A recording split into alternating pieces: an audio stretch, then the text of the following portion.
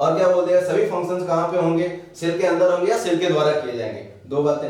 अगर तीसरा क्या बोल दिया गया कि जो है रुडोल्फ विर्चो ने इसमें एक चीज और ऐड कर दी, उन्होंने कहा ओमनी सेलुला ई सेलुला सभी सेल जो है क्या है अपने से पहले मौजूद सेल से बनी है। चलो इसको थोड़ा सा डिस्कस कर लेते हैं। हालांकि आप लोगों को पता होगा ये एक सेल है, ठीक है, ये सेल डिवाइड होगी तो दो सेल बनाएगी अगर माइटोसिस हो रहा है तो, ठीक है, दो सेल बनी, फिर जो है क्या होगी कि फाइनली ये सेल भी डिवाइड होगी तो ये भी दो सेल बनाएगी। मतलब जो एक सेल अराइज हो रही है, ये वाली सेल किससे हो रही है, अपने से पहले वाले सेल से हो रही है, और ये वाली सेल अपने से पहले वाली सेल से हो रही है। तो हम लोग कह नहीं सकते हैं कि जो भी सेल बनती है वो अपने से पहले वाली सेल से बनती है। तो ये स्टेटमेंट क्या है, ट्रू है, ठीक है। तो ये चीज है। अभी तो ये सेल थियरी की बात होगी, और वो कौन सा वर्जन है, ये ओल्ड वर्जन है। किसने दिया था, स्वॉन और स्लाइडेन ने, और किसने एक और साइंटिस्ट कौन है, रुडोल्फ विर्चो। तो तीन लोगों का नाम आता है यहाँ पे, ये याद रखेंगे, ये आपके एग्जाम के पॉइंट ऑफ व्यू से इंपॉर्टेंट, ठीक। ईयर भी बहुत ज्यादा तो नहीं मुझे लगता है यहाँ से क्वेश्चन बनना चाहिए, लेकिन टीजीटी पीजीटी है कुछ भी बन सकता है, ठीक है। जैसे अभी ये और कोई बड़ा एग्जाम होता तो वहां के लिए इंपॉर्टेंट नहीं है, लेकिन टीजीटी पीजीटी में क्वेश्चन कुछ भी पूछ सकते हैं ना, क्योंकि आपको सरफेस से तो क्वेश्चन पूछा जाता है वहां पे, तो वो सरफेस कुछ भी हो सकता है। चलिए बात करते हैं न्यू वर्जन की, new version of cell theory, ठीक है, नया।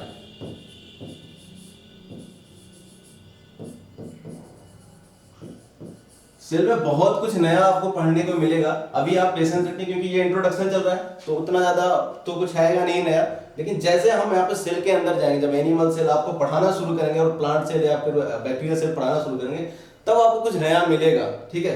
तो अभी आप पेशेंस रखें एक दो लेक्चर तक, उसके बाद के जितने भी लेक्चर होंगे उसमें आपको कुछ ना कुछ जरूर नया देखने को मिलेगा। कहीं नहीं पढ़ा होगा आपने, या पढ़ा भी होगा तो बहुत रेयर, कुछ बच्चों ने पढ़ा होगा, सामने नहीं पढ़ा होगा, ठीक।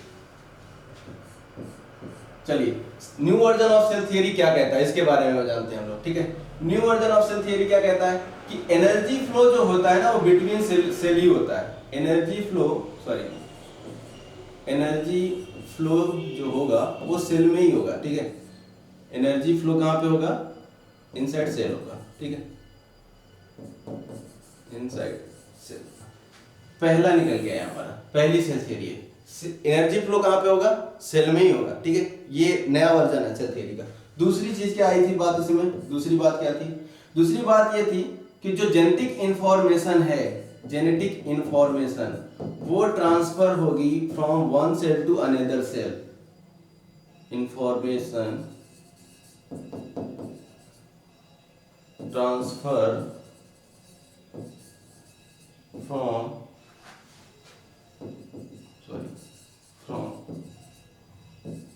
वन सेल टू अनदर, ठीक है। राइटिंग को थोड़ा सा देख लेंगे इसमें, क्योंकि इस पैड को उतना बढ़िया बनता नहीं, ठीक। तो जेनेटिक इंफॉर्मेशन कहां से ट्रांसफर होगी, एक सेल से दूसरी सेल से होगी, ठीक है। ये तो आप लोगों को भी पता है, गैमीट बनते हैं, वही गैमीट क्या होते हैं, उनके पास जेनेटिक इंफॉर्मेशन होती है, वो भी क्या है, एक सेल ही है, ठीक है। उनका फ्यूजन होता है तो नई ऑफस्प्रिंग बनती है, पहले जाइगोट बनता है। तो ये जो जाइगोट बन रहा है, यहाँ पे जो जेनेटिक इंफॉर्मेशन लाने का काम कर रहा है वो कौन कर रहा है, सेल ही कर रही है, ठीक है। तो जो जेनेटिक इंफॉर्मेशन होती है वो एक सेल से दूसरी सेल में क्या होती है, ट्रांसफर होती है। यही मतलब ऑर्गेनिज्म में जो जेनेटिक इंफॉर्मेशन हो रही, ट्रांसफर हो रही है, वो भी किसके द्वारा हो रही है, सेल के द्वारा हो रही है। ये नई जो सेल थियरी दी गई उसमें ये बात कही गई है, ठीक। तो ये तो हमारी बात क्या हो गई, किसकी हो गई, new version of cell theory की बात हो गई। अब आप जब पढ़ेंगे तो वैसे ये मुझे नहीं लगता, क्योंकि आपके बुक में नहीं दिया गया है, तो ये क्वेश्चन यहाँ से बनना थोड़ा सा मुश्किल है, लेकिन बस आपकी जानकारी के लिए मैंने बता दें, जो सेल थियरी हम लोग बुक में पढ़ते हैं वो क्या है, उसका ओल्ड वर्जन है। जो नया वर्जन है उसमें कुछ चीजें क्या हो चुकी हैं, ऐड हो चुकी हैं, ठीक है। और क्या है इस न्यू वर्जन में, एक और चीज ऐड है, 3 सेल थियरी है। तो तीसरी जो चीज है वो है कि जो भी सेल है, बेसिकली जो सभी सेल हैं वो क्या होगा, उनका जो केमिकल कंपोजिशन होगा, ठीक है, वो क्या होगा, एक मिनट, केमिकल कंपोजिशन जो होगा वो सबका लगभग क्या होगा, सेम ही होगा। केमिकल कंपोजिशन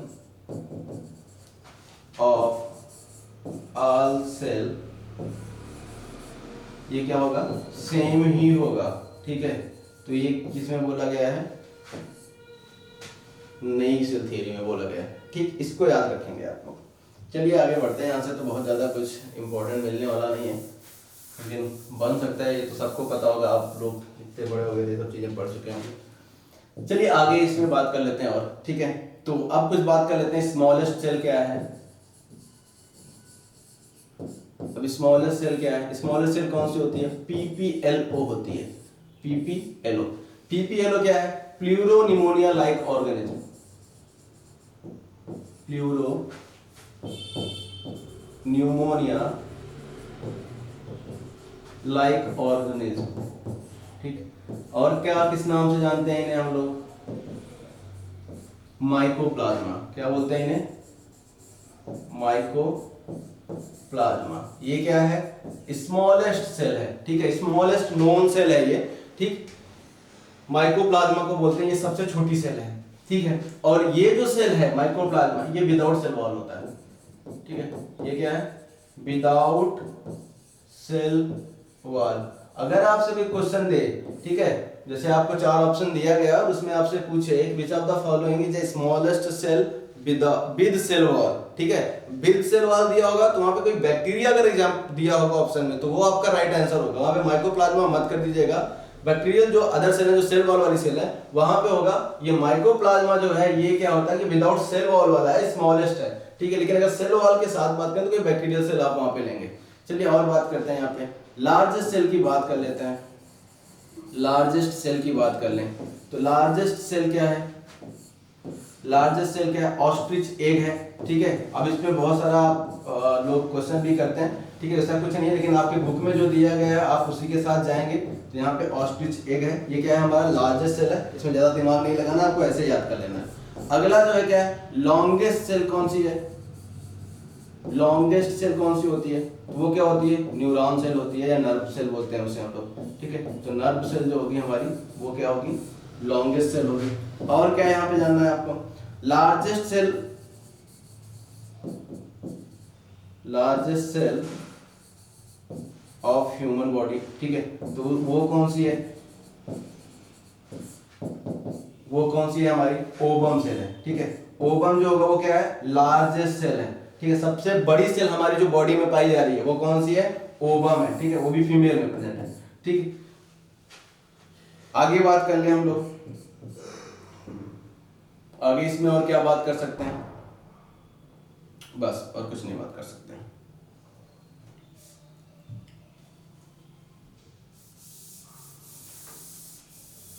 ठीक, ये तो बेसिक्स हो गया कुछ किसके बारे में, सेल के बारे में। चलिए और कुछ समझते हैं इसके बारे में। टाइप्स ऑफ, डेफिनेशन बताने की जरूरत है, बोल दिया था मैंने, cell is structure and functional unit of life, तो उसमें कुछ बताना नहीं है। आगे बात करते हैं हम लोग, आगे क्या बात करेंगे हम लोग, आगे हमें जो यहाँ पे बात करनी है वो सेल के बारे में बात करना है। तो सेल के टाइप कितना होता, क्या क्या होता है, types of cell, types of cell, ठीक। टाइप्स ऑफ सेल में क्या है, 2 टाइप की सेल है, आप लोगों को भी पता है। इसमें एक को बोलते हैं प्रोकैरियोटिक, एक को बोलते हैं यूकैरियोटिक। तो यहाँ पे क्या है हमारा, ये प्रोकैरियोटिक है, ठीक, और ये क्या है, यूकैरियोटिक है, ठीक। प्रोकैरियोटिक क्या है, प्रो का मतलब प्रिमिटिव है, और कैरियन शब्द का मतलब क्या होता है, न्यूक्लियस है। तो यहाँ पे हम लोग देखें प्रिमिटिव, ये क्या है, न्यूक्लियस है। तो हमारा जो न्यूक्लियस होगा वो क्या होगा, यहाँ पे प्रिमिटिव होगा, ठीक है।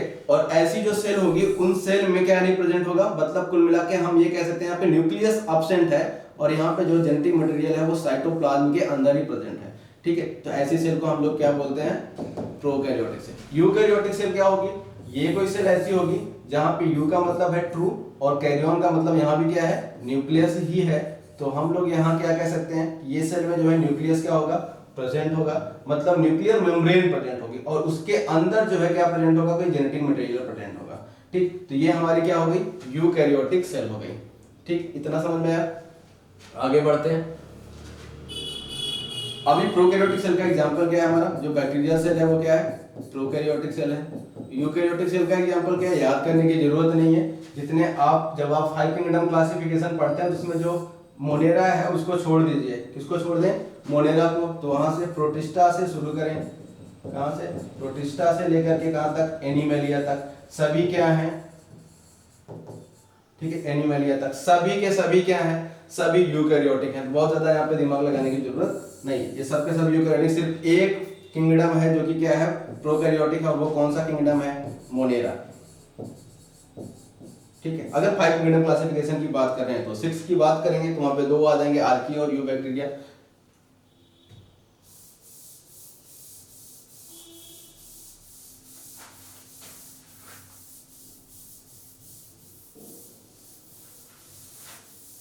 चलिए ये तो बात हो गई, ठीक है। अब हम लोग डिफरेंस जानेंगे प्रोकैरियोटिक सेल में और यूकैरियोटिक सेल में, ठीक है। तो ये डिस्कस कर लेते हैं, प्रोकैरियोटिक और यूकैरियोटिक सेल में क्या डिफरेंस होएगा, ठीक है। डिफरेंस क्या है प्रोकैरियोटिक और यूकैरियोटिक सेल की बात कर लें तो पहले तो प्रोकैरियोटिक सेल बना लेते हैं, फिर यूकैरियोटिक सेल डिस्कस करेंगे। चलिए यहाँ पे ड्रॉ करते हैं हम लोग।